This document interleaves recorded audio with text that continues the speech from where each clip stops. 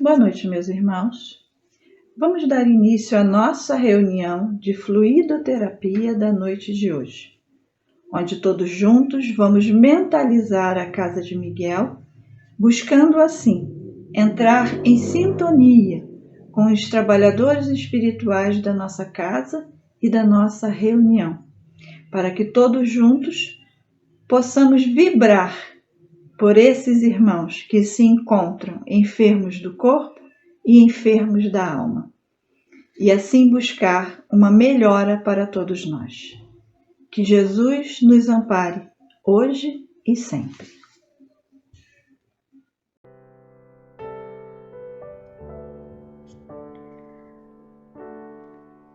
Do livro Fonte Viva, pelo Espírito Emmanuel, psicografia de Francisco Cândido Xavier.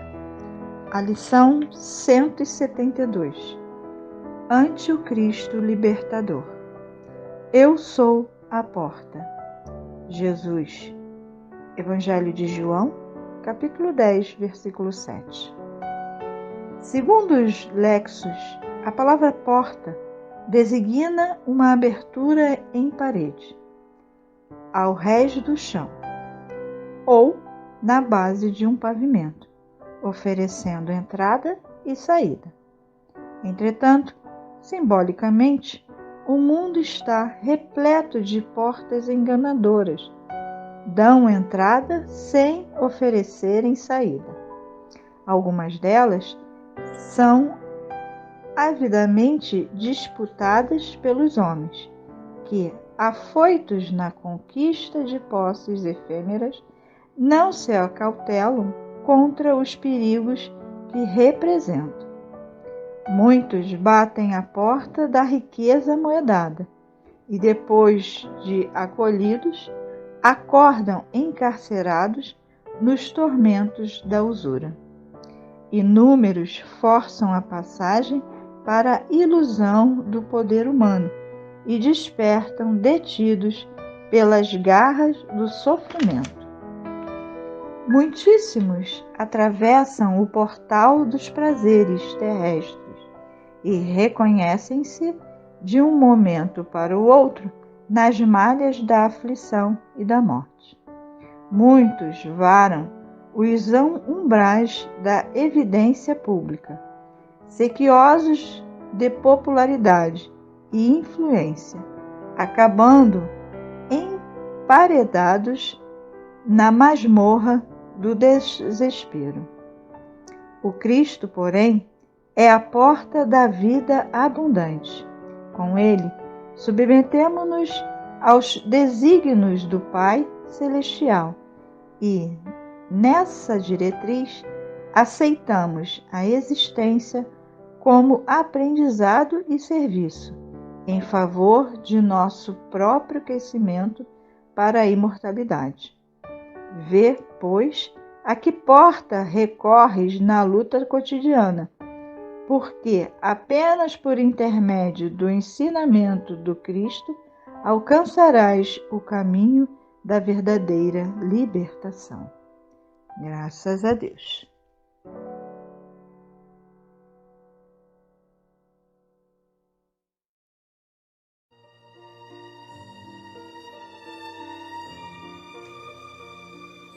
Agradecidos ao concurso de Catuíte e de toda a espiritualidade de luz que sustenta a nossa casa, o Centro Espírita Miguel, estamos nesse instante elevando os nossos pensamentos a Ti, Mestre Jesus, para te agradecer a oportunidade de estarmos iniciando mais uma reunião de fluidoterapia. Te agradecendo por tudo que nos será ofertado nesta noite. As vibrações, o estudo do Evangelho, os fluidos que nos chegarão também, porque para a emissão dos fluidos não importa a distância e nem importa a nossa presença física lá na casa física do Centro Espírita Miguel. Aonde estivermos e o nosso pensamento conectado à luz, conectado a Ti, ao nosso Pai e aos trabalhadores amigos desta nossa casa, com certeza efetivaremos todo o trabalho que precisa. Efetivaremos todos os cuidados e nos nomes que estão relacionados nas nossas listas de trabalho e também para aqueles nomes que neste momento estão em nossa mente. Todos serão atendidos. Te pedimos, por favor, Mestre querido, que por favor leve agradecimento até Deus nosso Pai, por tudo que desde já estamos recebendo e sempre Ele nos proporciona grandes oportunidades, muitas vezes nem percebidas, mas sempre Ele está conosco. Obrigado por tudo, Mestre. E assim, sob a Tua permissão, estamos dando por iniciada mais uma reunião de fluidoterapia desta noite. Que assim seja. Graças a Deus, graças a Ti, Jesus.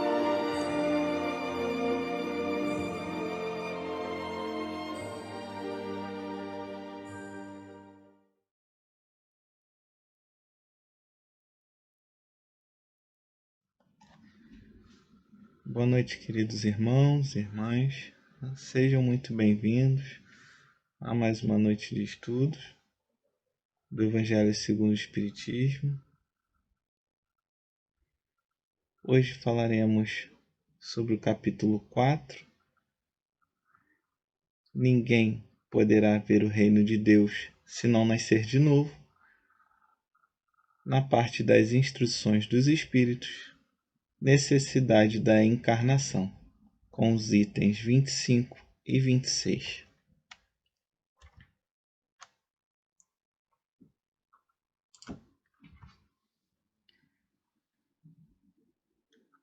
E no item 25, Kardec pergunta aos espíritos: é um castigo a encarnação ou somente os espíritos culpados estão sujeitos a sofrê-la? E aí São Luís responde: a passagem dos espíritos pela vida corporal é necessária para que eles possam cumprir, por meio de uma ação material, os desígnios cuja execução Deus lhes confia. É-lhes necessária, a bem deles, visto que a atividade que são obrigados a exercer lhes auxilia o desenvolvimento da inteligência. Sendo soberanamente justo, Deus tem de distribuir tudo igualmente por todos os seus filhos. Assim é que estabeleceu para todos o mesmo ponto de partida, a mesma aptidão, as mesmas obrigações a cumprir e a mesma liberdade de proceder. Qualquer privilégio seria uma preferência, e toda preferência uma injustiça.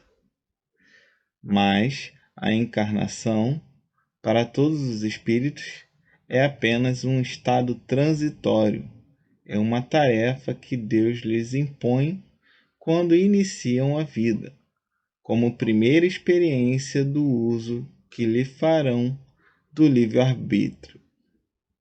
Os que empenham com zelo essa tarefa transpõem rapidamente e menos penosamente os primeiros degraus da iniciação e mais cedo gozam do fruto dos seus labores. Os que, ao contrário, usam mal da liberdade que Deus lhes concede, retardam a sua marcha, e, tal seja a obstinação que demonstrem, podem prolongar indefinidamente a necessidade de encarnação, e é quando se torna um castigo. Isso foi trazido por São Luís, Paris, 1858. E aí eu trouxe aqui duas figuras, muito conhecidas, que são Jesus e Chico Xavier. Será que a encarnação foi um castigo para eles?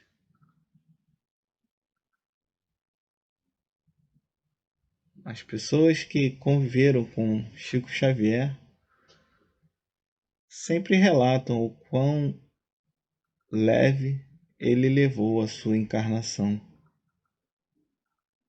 Jesus, apesar de crucificado, em todas as passagens bíblicas, demonstra que levou a sua vida com leveza. E aí,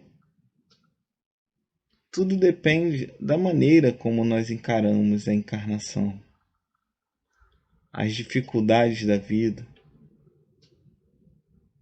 as vicissitudes. Qual é o ponto de vista que nós estamos colocando?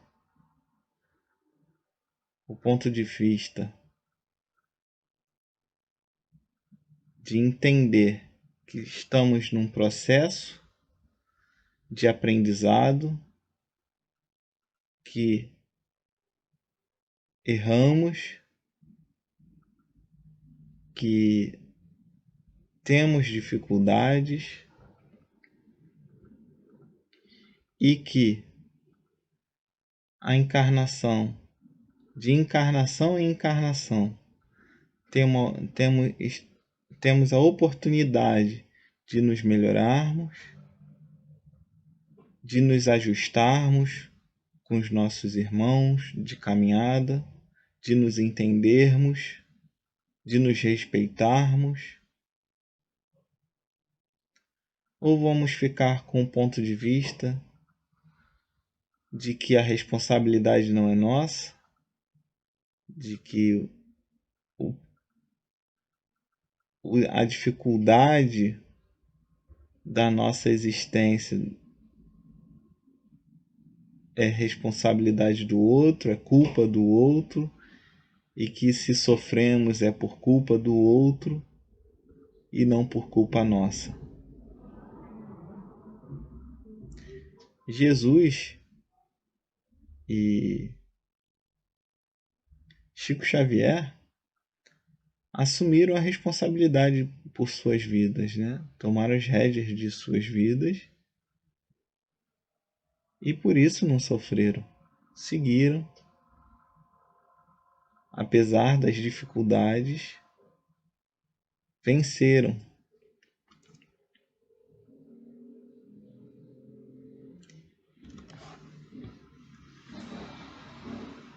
E aí Kardec, no item 26, traz uma nota. Uma comparação vulgar fará-se compreenda melhor essa diferença. O escolar não chega aos estudos superiores da ciência senão depois de haver percorrido a série das classes que até lá o conduzirão. Essas classes, qualquer que seja o trabalho que exijam, são um meio de o estudante alcançar o fim, e não um castigo que se lhe aflige. Se ele é esforçado, abrevia o caminho, no qual, então, menos espinhos encontra. Outro tanto não sucede aquela a quem a negligência e a preguiça obrigam a passar duplamente por certas classes. Não é o trabalho da classe que constitui a punição. Esta se acha na obrigação de recomeçar o mesmo trabalho. E aí aqui eu trouxe, né, duas palavras: a responsabilidade ou a negligência, trazendo para nossas vidas qual é o comportamento que teremos de responsabilidade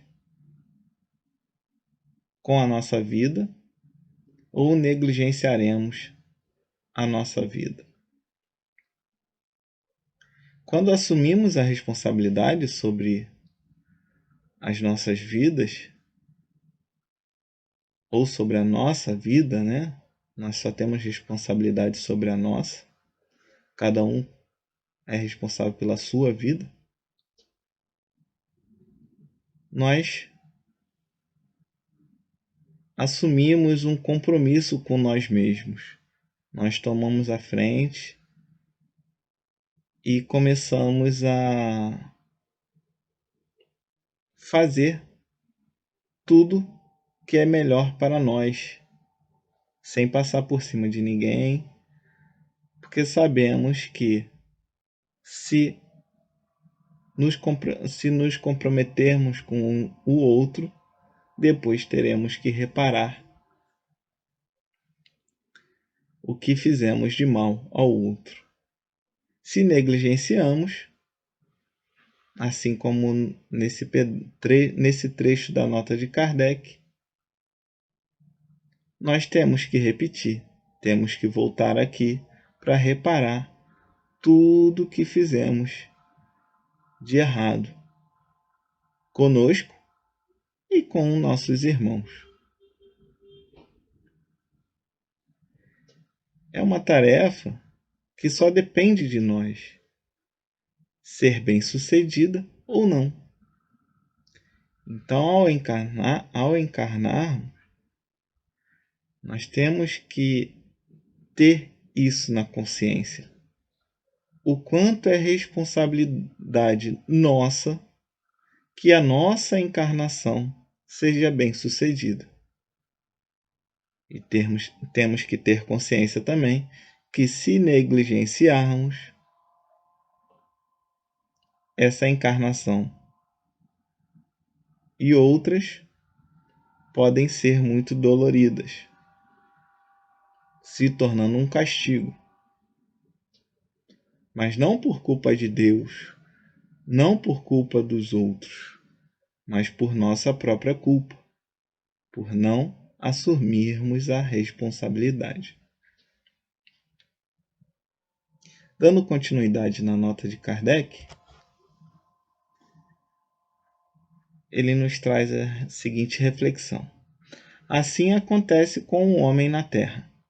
Para o espírito do selvagem, que está apenas no início da vida espiritual, a encarnação é um meio de ele desenvolver a sua inteligência.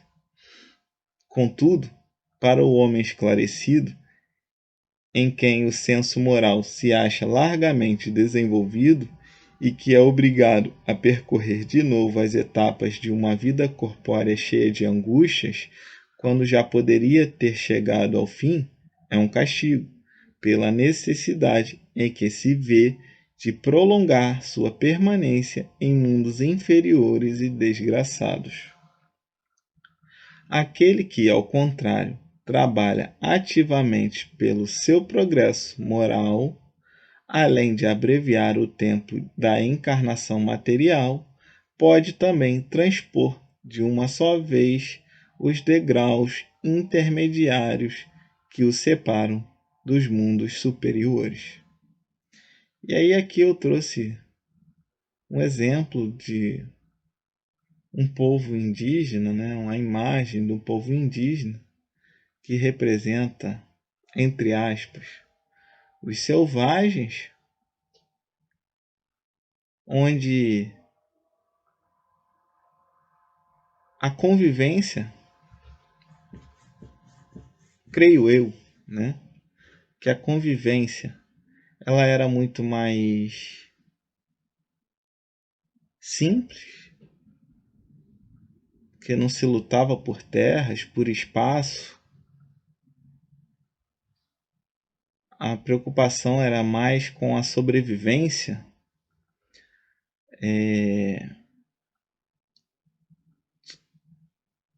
Demorava-se tempo para caçar, para pescar. E aí as tarefas das mulheres nos povos eram mais com os filhos, com cozinhar o alimento.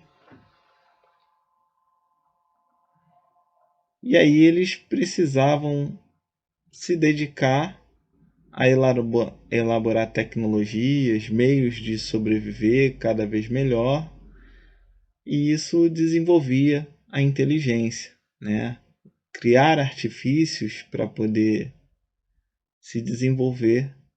E isso foi sendo produzido, desenvolvido ao longo do tempo. Embaixo temos aqui o centro de São Paulo. Observem a quantidade de prédios, quantas pessoas, né, ocupando quase que o mesmo espaço, onde as tecnologias, a inteligência já está bem desenvolvida, e o que grita mais é a convivência. Então, quando você entra num metrô, você é obrigado a conviver com muitas pessoas. No seu ambiente de trabalho, você é obrigado a conviver com muitas pessoas. Nas filas, seja de mercado, seja de banco, enfim, diversos locais onde a convivência grita. Nas famílias. E aí a inteligência já está muito desenvolvida, mas a moralidade ainda está aquém. E aí nós começamos a ter que nos voltar para esse convívio, a perceber esse convívio. Esse convívio traz sofrimento, traz angústias, né? E aí precisamos trabalhar no nosso progresso moral. Então, num primeiro momento, nós desenvolvemos o intelectual e hoje fica um pouco mais gritante a necessidade de desenvolver o moral. Temos tecnologias, temos facilidade, mas temos dificuldade de convívio, dificuldade de respeito, dificuldade de entendimento. E a encarnação nos permite aprender a conviver, aprender a dialogar, a respeitar, a tolerar as diferenças, a tolerar divergência de opinião, coisa que lá atrás não era tão gritante. Então, observe como tinha muito pouca gente por espaço, por metro quadrado. No censo na estimativa da FUNAI, na época do descobrimento do Brasil, a estimativa é que existia 3 milhões de indígenas no Brasil. 2 milhões na costa e 1 milhão no interior. Desses 3 milhões, 1 milhão, ou melhor, perdão, desses 3 milhões, esses 3 milhões eram divididos em 1.000 povos. Então, numa média direta, cada povoado tinha 3.000 habitantes, espalhados no Brasil. Então, na costa do Brasil, tinha cerca de 2 milhões e cada povoado com 3.000 habitantes. Hoje, só em Brasília, no IBGE de 2020, só em Brasília, a população de Brasília era de 3 milhões de habitantes. Observe quanto que a população cresceu e nós fomos ficando cada vez mais limitados em termos de terra, de disputa por espaço e a convivência muito maior. Se vocês depois, por curiosidade, buscarem um mapa para entender o que significa uma população de 3 mil habitantes, vocês vão conseguir aí ter uma ideia. O que são 3 mil habitantes dentro de um universo de Brasil daquela época. Só para vocês conseguirem ter dimensão do que o espaço não era problema, terra não era problema, água não era problema. Hoje, coisas que estão gritantes para nós, em termos de convivência, em termos de espaço, de ocupação, naquela época não era problema. O problema era a sobrevivência. O problema era criar meios de se alimentar, de conseguir pescar, de moradia, conseguir se abrigar da chuva, do vento, de uma maneira eficiente. Hoje temos isso tudo, mas ainda não conseguimos conviver. Estamos desenvolvendo a nossa moral.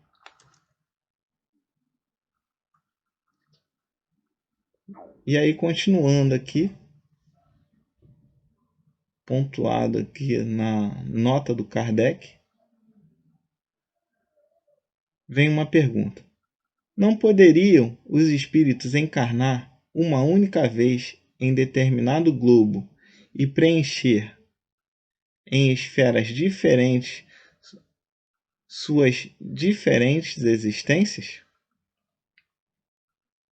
E aí a resposta é a seguinte: semelhante modo de ver só seria admissível se, na Terra, todos os homens estivessem exatamente no mesmo nível intelectual e moral. E aí eu trouxe aqui uma figura onde tem no primeiro quadro atletas de alta performance. O que atletas de alta performance precisam desenvolver? Disciplina, força, foco, determinação. Trouxe aqui na segunda figura o homem mais rico do mundo, que precisa ter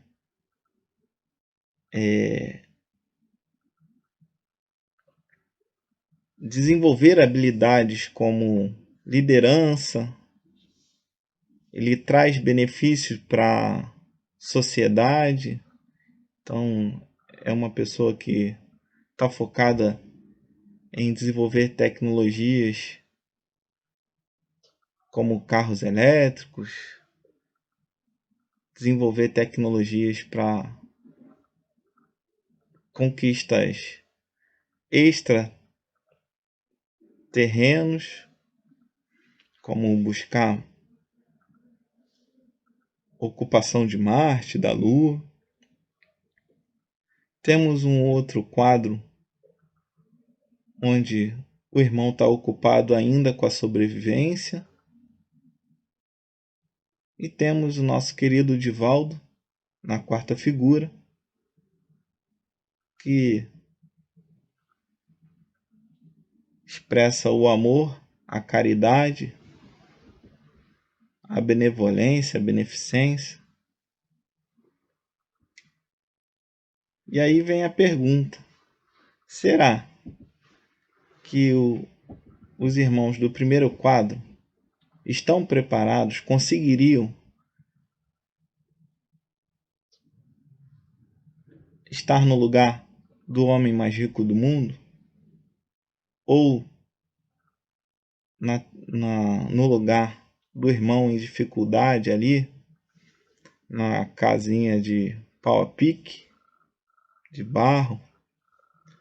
Ou no lugar de Divaldo?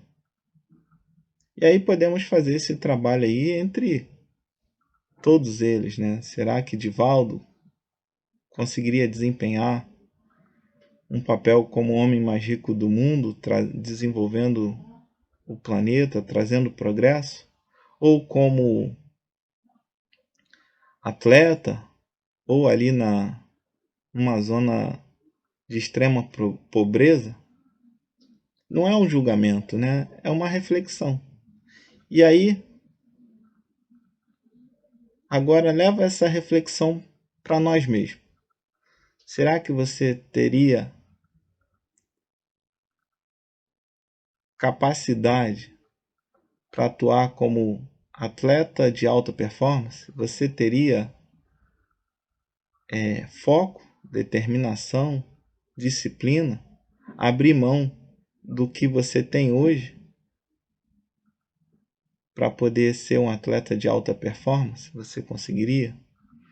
Você teria inteligência intelectual e emocional para ser o homem mais rico do mundo sem se comprometer com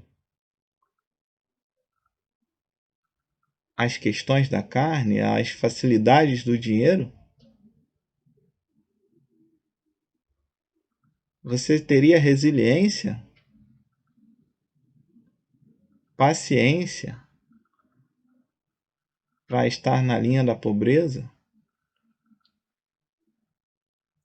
Você teria o amor, a caridade, a beneficência de Divaldo Pereira Franco?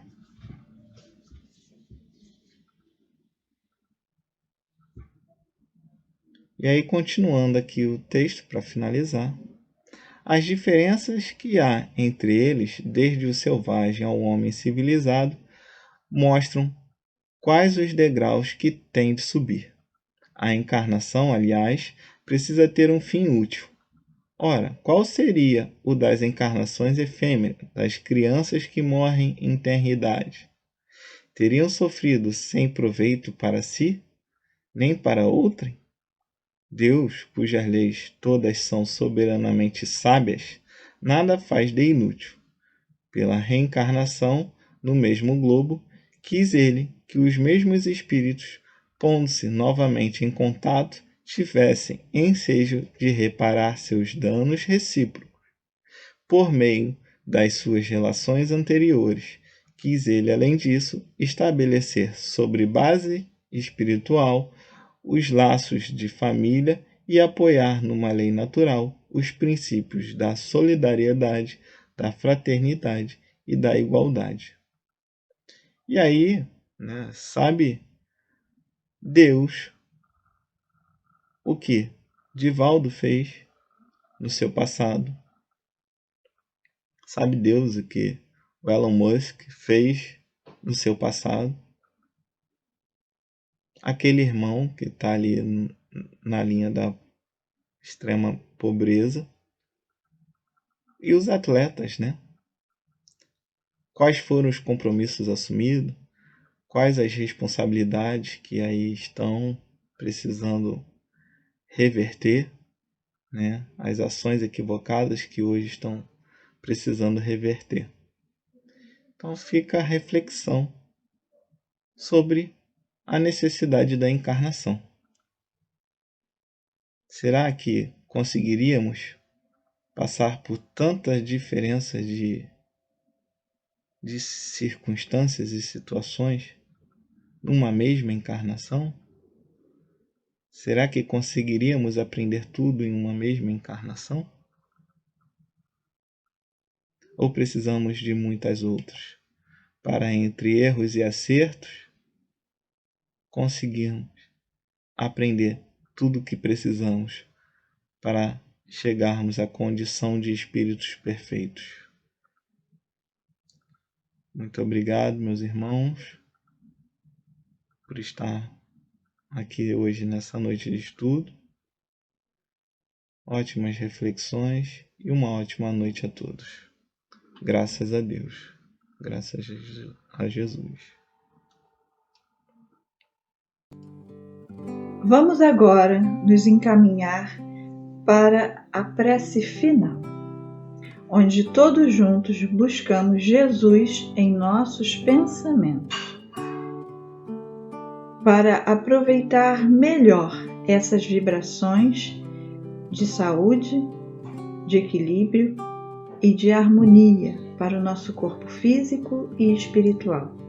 Que Jesus ampare a todos nós, hoje e sempre.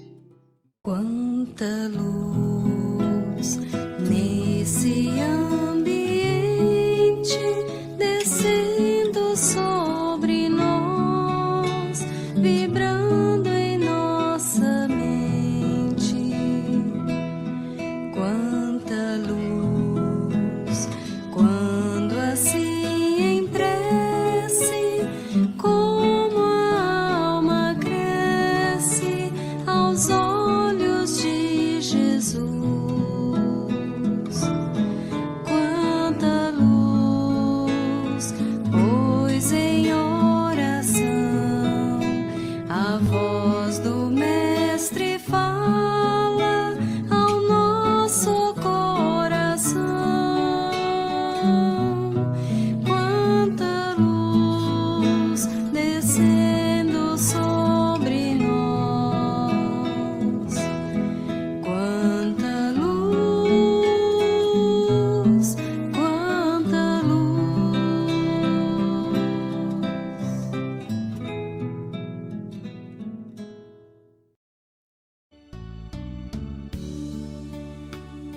Ao término de nossa reunião, estamos mais uma vez elevando os nossos pensamentos a Ti, Mestre Jesus, agradecidos que estamos pelas oportunidades que nos foram proporcionadas nesta noite.